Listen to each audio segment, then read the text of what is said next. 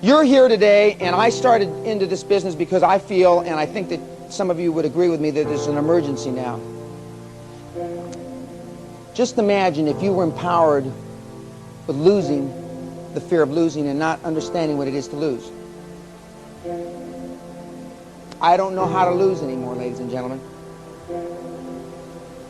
Just think about it. But I think about what if I was that way when I was 16 years old. When you leave here today, you're going to have that empowered feeling of not being afraid, not having that high anxiety. The key, if you had to say one word, self-worth. High performance people all have a lot of self-worth. And ladies and gentlemen, you're never ready. You are not ever going to be ready. What you are is, as he said, I was comfortable with my ability. You're never ready. You're only comfortable.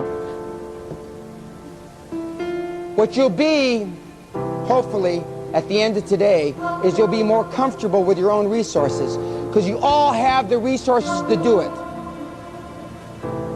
Just think about that. It's the comfort. It's being comfortable. Okay.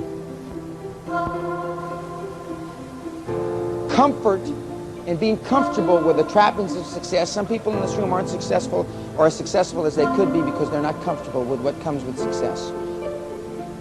Not all of them are good. The trappings of super success are heavy. That's why there's not many of us up there.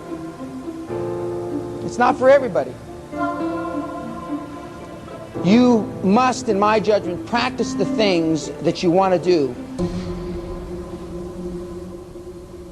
Because the best way to predict the future is to create it yourself.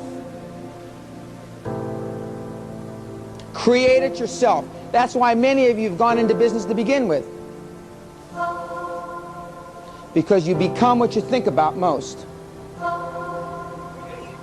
If a survey indicates, and this, God knows this isn't scientific, 71% of the people interviewed said that they've turned one of their daydreams into reality. Why in God's name should it be so hard to believe that high-performance people turn their dreams into reality all the time? 71%.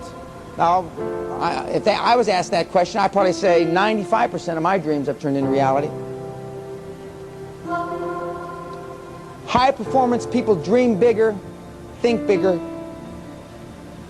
and they most assuredly have a higher fulfillment rate of their dreams. Act as if there's no limits to your abilities. To act as if you have no limits to your abilities. I assume all transactions will close. I assume everybody will buy. I practice not to get ready. I practice because I know practice makes perfect. That's why Olympic athletes, football teams, etc., practice. I practice being successful. If I still practice being successful, where should you be? You should be right here. You're in the right place. But if I practice being successful, I still work at it. High-performance people always still work at it.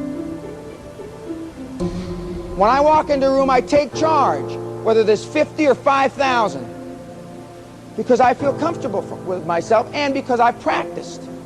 I practiced this years before I started doing it. Yesterday's dreams are today's realities. The magic of money consciousness. Napoleon Hill said it a little differently, not quite as articulately as I do, I think. Spasmodic or occasional effort will be of no value. You must apply until application becomes a fixed habit with you.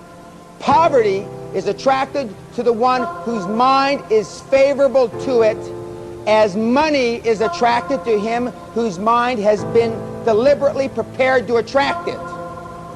Poverty consciousness will voluntarily seize the mind which is not occupied with money consciousness. A poverty consciousness develops without conscious application of habits favorable to it. The money consciousness must be created to order.